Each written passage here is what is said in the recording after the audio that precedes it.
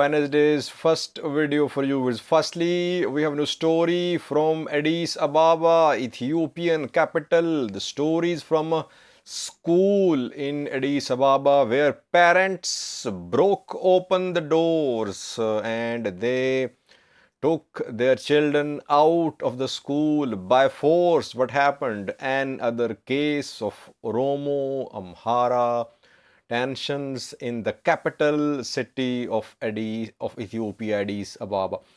Second news story is about US embassy in Eritrea, which a few hours ago once again spoke about prisoners who are called political prisoners in Eritrea. Thirdly, Congress for Somali cause, an opposition party from the Somali region of Ethiopia has released a statement about the ongoing military operation in Oromia against Oromo Liberation Army.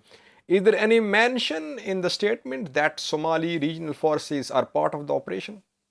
This newly formed alliance CSC, Congress for Somali Cause, has been very vocal critic of Mustafa Omar's government. But the statement is not clear about participation of Somali regional forces in ongoing military operation in Oromia. And lastly, viewers, fighting is being reported, atrocities as well in some cases being reported in Oromia close to Addis Ababa. We have a report from two places, one to the east of the capital and the other to the west of capital, where fighting, clashes, civilian killings are being reported in the ongoing military operation against the Oromo Liberation Army. Firstly, viewers, we have a new story about growing Oromo Amhara ethnic tensions in the capital city of Ethiopia, Addis Ababa. We saw these celebrations a few weeks ago as well. During Adwa celebrations, we saw that some slogans were chanted against Addis Ababa mayor. People carried flags which are prohibited in the Oromia region. Then we saw action as well. Dozens of youth were arrested. And then we saw statements from Baldiras party that Oromia's language, Afan Oromo, should not be taught in Addis Ababa, Ethiopian capital, as it's the capital of Ethiopia. But Oromia government says that Addis Ababa is both capital of Oromia and federal capital of Ethiopia as well. What happened there? The incident happened at a school. Name of the school is Biharavi Kindergarten and Primary School. It's in Addis Ababa. I think it's in Kirkos, a sub-city. It's in Addis Ababa. What happened there? Reportedly, Oromia region's flag was hoisted there. Secondly, it is being said that Oromia region's anthem, it was played there. Students were told to recite the anthem.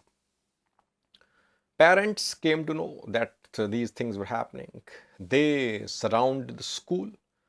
Dozens of them. You can see on the screen some pictures showing parents, concerned parents of the kids who are inside. They surrounded the school. The school authorities did not open the doors. Then reportedly parents, they broke open the doors and they took out their children. They protested against hoisting of Oromia region's flag in this school. Now, question is this school being administered by Oromia region or Addis Ababa authorities? What we have learned is that the school is under Addis Ababa authorities, not under the control of Oromia regional government. and that's why parents protested that Oromia flag should not be hanged, should not be hoisted here. The school, the capital represents all Ethiopians, not just Oromos. So that is what's happening in the capital, that Oromia has its claim because it's part of Oromia, Addis Ababa. Amharas say that capital is shared by all ethnicities, by all nations and nationalities. That is why no region has exclusive ownership of the capital city Addis Ababa. We have seen in the past as well such incidents, but it seems that the conflict is growing. So there must be a solution through some forum about the capital. Is it part of Oromia? Is it just exclusively a federal capital? There must be settlement of these issues once and for all. Otherwise, you will keep on seeing such incidents. Secondly, viewers, US Embassy in Eritrea a few hours ago spoke about prisoners in Eritrea. US Embassy is very vocal. It keeps on issuing statements and somehow Eritrean government tolerates US Embassy's statements. What did the US Embassy say? Yesterday, 3rd of May was commemorated as World Press Freedom Day. An Eritrean embassy and US Embassy in Eritrea in its statement mentioned 10 Eritrean journalists, writers and intellectuals who have been in prison for around 20 years. The embassy has written their names as well, like Daud Isaac, Sihom Sihai, Yusuf Muhammad Ali, and others. So 10 names are mentioned in the statement. US Embassy is urging Eritrea to release these prisoners. US Embassy says that these persons, they had right to speak, but this right was denied and they were thrown in prison. We know in previous videos we talked about this thing that in 21, I think, Eritrean government imprisoned these journalists, some politicians as well, and since then a large number of people has been in prison. Some of them might have died as well. Eritrea says that these people, they tried to topple the government. They committed treason. So that is why they have been charged and they are in prison. But international human rights bodies, they say that these are political prisoners. They just spoke. They called for democratic reforms in Eritrea. Politicians called for democratic reforms, and these journalists, they just shared the statements of the politicians, and they were all put in prison. Since then, they've been in prison. But no signs of their release so far, as long as Isaias Afwerki is in power in Eritrea. Thirdly, viewers, the Congress for Somali Cause, a newly established political party, alliance of a few groups based mainly in Nairobi, Kenya, has released a statement. The party has been very critical of Mustafa Umar's government, the Somali region government. It has been trying to start a street movement as well against the Somali government. It could not succeed. Now, the party is speaking about the ongoing military operation against OLA in Oromia. Party says that when PM Abiy came to office in 2018, there were hopes, there was optimism that there could be reforms. Reforms were announced, but after that, a campaign started which led to violation of basic rights of Ethiopians. In Tigray, war was started. Then now in Oromia, people's right to self-rule is being denied. And people of Oromia are the target of this ongoing operation. Interestingly, the statement says that Somali regional forces should not be bogged down due to this conflict. If Somalis cannot help Oromos, they should not be part of the operation as well. So there is no mention that Somali regional forces are actively participating in this conflict, which they were at the start of the conflict. If you remember, when this operation started more than 3 weeks ago, back then, reportedly, Somali regional forces were involved actively. Then gradually, reportedly, they withdrew.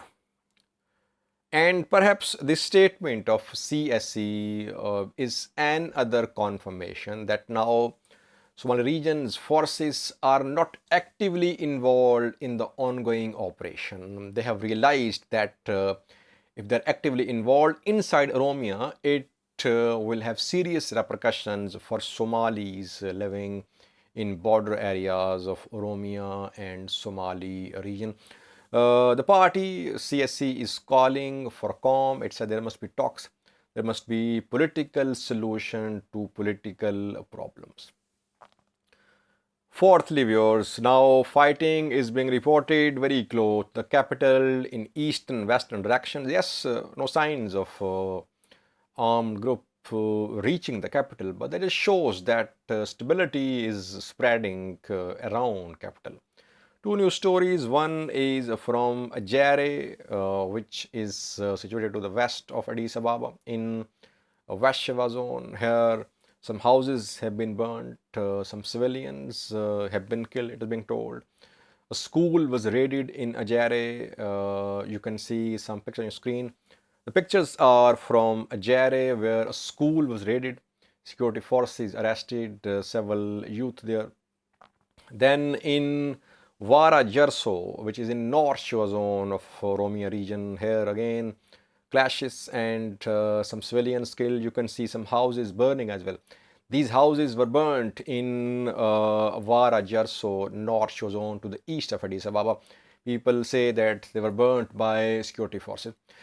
It seems that security forces are arresting those youth who are potential OLA fighters or potential OLA supporters. They don't want them to join OLA, so they are launching crackdowns and they arrest youth.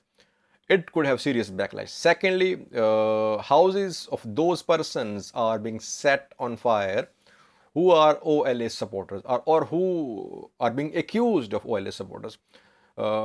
Isn't it a violation of some Ethiopian law? There must be some law that if some person is supporting an armed group, can you burn his house?